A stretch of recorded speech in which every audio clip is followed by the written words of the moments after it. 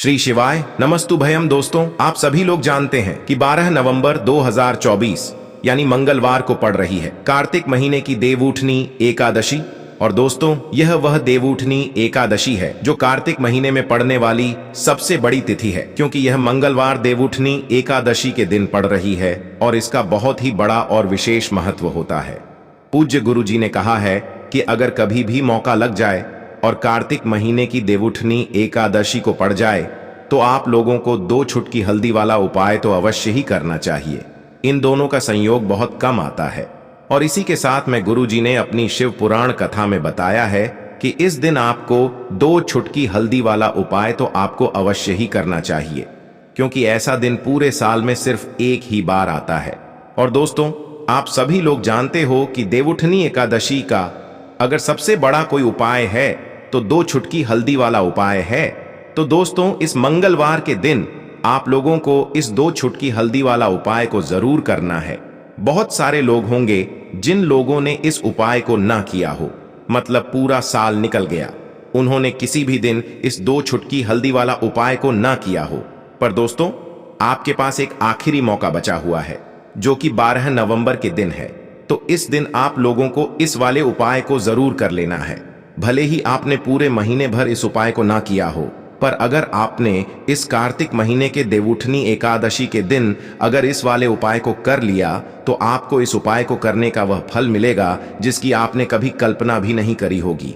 इसीलिए आप लोग इस वाले उपाय को एक बार जरूर कर लेना है, ताकि आप लोगों के हाथ से यह मौका ना जा सके और आपको इस उपाय को करने का फल मिल सके। दोस्तों, ये उपाय पंडित जी ने अपनी अभी की ही श्री शिव महापुराण की कथा में बताया है, जिस उपाय को आज हम आपको बहुत अच्छे से समझाने वाले हैं। इस वीडियो को देखने के बाद इस उपाय को समझने के लिए आपको कोई और वीडियो को देखने की जरूरत नहीं पड़ेगी। तो चलिए दोस्तों, उपाय को शुरू करते हैं।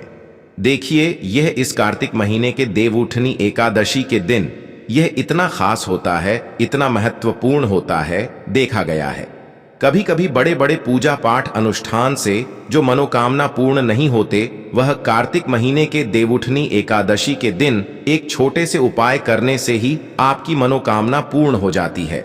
और बहुत सारे लोगों ने इस उपाय को किया भी है और उनको इस उपाय को करने का फल भी जरूर मिला है। अगर आप लोग भी इस उपाय को करना चाहते हैं तो आप इस उपाय को पहले अच्छे से समझ लेना, सुन लेना, उसके बाद करना। आपको इस उपाय का फल जरूर मिलेगा और इस उपाय को कर लेने से आपके घर में चाहे किसी भी प्रकार की दुख और समस्या क्यों ना चल रही हो, आपको उसका कारण भी नहीं पता है कि भाई यह समस्या किस कारण से चल रही है।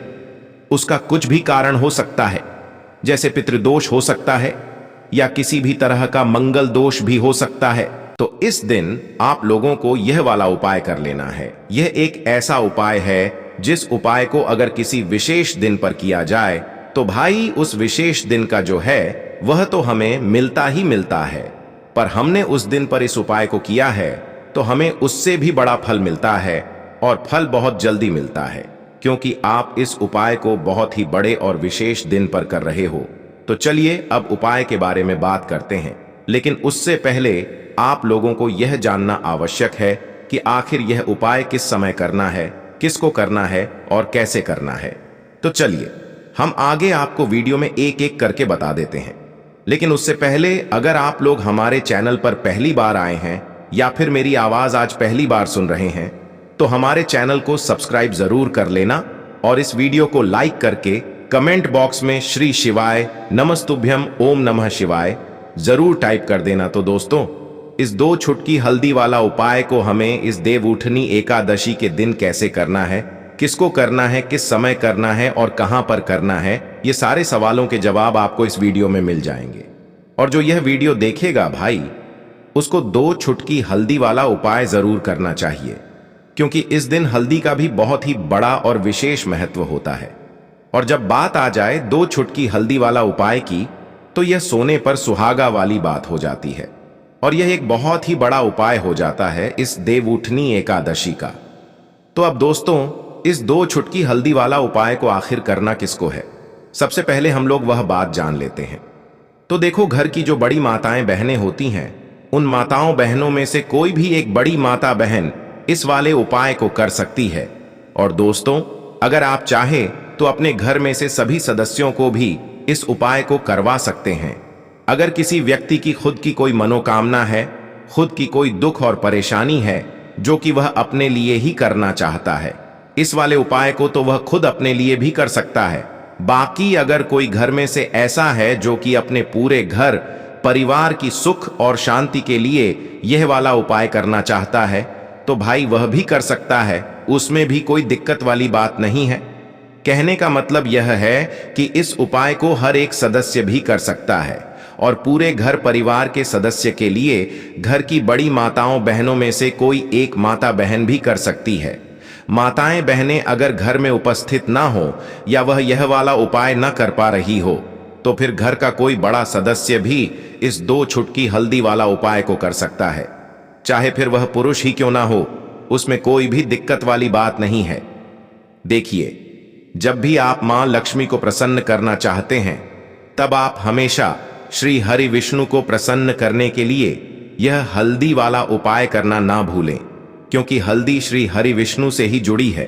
तो जब भी आप हल्दी वाले दीपक को जलाएंगे, इसका उपाय करेंगे, तो बहुत जल्दी आपसे श्री हरि विष्णु प्रसन्न होते हैं और श्री हरि विष्णु के प्रसन्न होते ही मां लक्ष्मी स्वयं आपसे प्रसन्न होती हुई आपके घर में आती हैं और स्थिर लक्ष्मी का आपके घर में वास होता है। फिर कभी भी आपके घर को छोड़कर मां लक्ष्मी नहीं जाती है। तो इस बार देव उठनी एकादशी पर जो उत्तम योग बन रहे हैं, उसमें मां लक्ष्मी का पूजन करना, श्री हरि विष्णु का पूजन करना, मां तुलसी से जुड़े हुए उपाय करना बहुत लाभकारी होता है। विशेषकर जो लोग धन को लेकर बहुत परेशान हैं, जिनके भाग्य में दुख लिखे हैं, जिनका भाग्य साथ नहीं दे रहा है, या जिनके घर में निर्धनता छाई रहती है, धन आता नहीं है या फिजूल खर्ची बहुत ज्यादा होती है, उन लोगों को इस उपाय से बहुत लाभ मिलेगा। ऐसा समझ लीजिए, रातों रात चमत्कार होगा अगर सच्ची श्रद्धा से आप हल्दी वाले दीपक का उपाय इस बार देव उठनी एकादशी पर कर लेते हैं। अब देखिए, साल की सबसे बड़ी एकादशी देव उठनी एकादशी होती है, क्योंकि इस दिन श्री हरि विष्णु 4 महीने की योग निद्रा के बाद जागते हैं और इसी दिन से सारे शुभ और मांगलिक कार्य शुरू हो जाते हैं। और इस दिन श्री हरि विष्णु बहुत ही प्रसन्न मुद्रा में होते हैं। मां लक्ष्मी श्री हरि विष्णु के साथ होती हैं, अपने भक्तों की सारी मनोकामनाएं को पूरा करती हैं और उनके घर को धन से, सुख से, भय बप से भरती हैं। विशेषकर अगर आपकी तिजोरी धन से खाली रहती है, हाथ में पैसा नहीं रुकता है या आपके पास पैसा नहीं आता है, धन आने के रास्ते बंद होते जा रहे हैं, तो ऐसा समझ लीजिए हल्दी वाला दीपक आपके भाग्य को भी चमकाए और आपको महाधनी भी बनाएगा। तो हल्दी ही है जो श्री हरि विष्णु को भी प्रसन्न करती है, आपकी कुंडली में गुरु को बहुत मजबूत कर देती है। अब जो लोग अपनी कुंडली में गुरु मजबूत कर लेते हैं, उनके पास अधिक से अधिक पैसा आता है। देखिए, धन देने का काम शुक्र ग्रह का होता है, यानी धन की देवी मां लक्ष्मी हमें धन देती हैं। लेकिन किस व्यक्ति को कितना धन देना है, यह श्री हरि विष्णु ही तय करते हैं। और जिन लोगों को अधिक से अधिक धन चाहिए, जो लोग ज्यादा से ज्यादा धनी बनना चाहते हैं कि आने वाली जो पुस्त हैं, जो 7 पीढ़ियां हैं या जितनी भी पीढ़ियां हैं, वो धनवान बनती चली जाएं, वो हमेशा श्री हरि विष्णु को प्रसन्न करें इस दीपक वाले उपाय को करके। तो चलिए बात कर लेते हैं उपाय को करने के लिए हल्दी वाला दीपक आपको कैसे तैयार करना। देखिए, सबसे पहले तो अगर आप आटे का दीपक इस दिन ले सकते हैं, बना सकते हैं, तो आटे का दीपक बनाएं।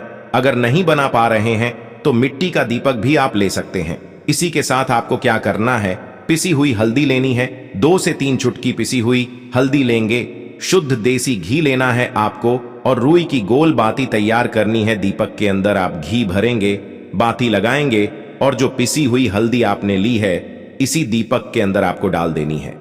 हल्दी डालते समय आपको, चाहे आप 2 चुटकी हल्दी डाल रहे हैं दीपक में या 3 चुटकी डाल रहे हैं, आपको यह मंत्र बोलना है, ओम नमो भगवते वासुदेवाय नमः। अगर मंत्र ध्यान नहीं रहता है तो जय श्री हरि विष्णु, जय मां लक्ष्मी, इस तरह से आपको बोलना है। जितनी बार आप उसमें हल्दी डालेंगे, अब आपका हल्दी वाला दीपक तैयार हो गया। अब आपको क्या करना है, अपने घर में श्री हरि विष्णु के सामने, यानी घर के मंदिर में बैठ जाना है। मां लक्ष्मी की कोई मूर्ति हो श्री हरि विष्णु की मूर्ति प्रतिमा हो, वहां पर बैठ जाएंगे और फिर यह दीपक आपको अपने ने घर के मंदिर में जलाना है। श्री हरि विष्णु का ध्यान करना है, मां तुलसी का ध्यान जरूर करना है, मां लक्ष्मी का ध्यान करना है, क्योंकि बिना तुलसी मैया के श्री हरि विष्णु की पूजा भी अधूरी होती है, उनका भोग भी अधूरा होता है। तो यह दीपक श्री हरि विष्णु के सामने आपको लगाना है। साथ ही साथ आप श्री हरि विष्णु को जो भी भोग इस दिन लगाएंगे उसमें आपको तुलसी दल जरूर डालना है, तुलसी के पत्ते जरूर डालने हैं। तो देखिए, बहुत सारी चीजों का भोग इस दिन श्री हरि विष्णु को लगाया जाता है, जिसमें कि मिठाइयां आ जाती हैं। कोशिश करें कि पीले रंग की किसी मिठाई का आप भोग लगाएं। आप इस दिन गुड़ का भोग भी लगा सकते हैं, उसमें तुलसी दल डालें। साथ ही साथ आपको बता दें कि इस दिन सिंघाड़े का भोग भी लगाया जाता है, गन्ने का भोग भी लगाया जाता है। गन्ना तो मां लक्ष्मी को बहुत प्रिय है और इस दिन अगर आप मां लक्ष्मी को गन्ने का भोग लगा देते हैं या गन्ने के रस का भोग लगा देते हैं तो मां लक्ष्मी आपसे बहुत ही प्रसन्न हो जाती है और आपके घर को धन से भर देती है। तो तुलसी दल मां लक्ष्मी के भोग में आपको नहीं डालना है, श्री हरि विष्णु के भोग में डालना है, इस चीज का ध्यान रखें। साथ ही साथ एकादशी के दिन तुलसी दल बिल्कुल नहीं तोड़ना होता है, तो पहले से आप तुलसी के पत्ते तोड़कर रख लें।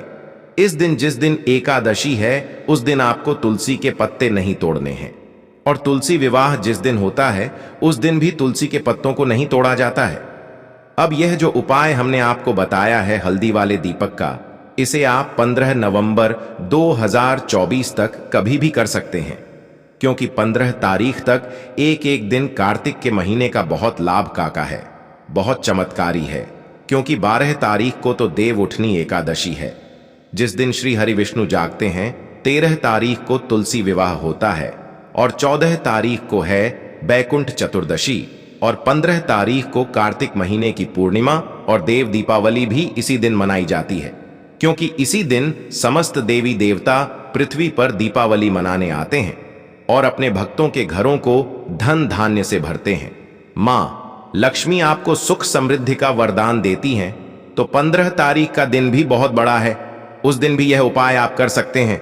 तो चलिए अब बात कर लेते हैं दूसरे उपाय की।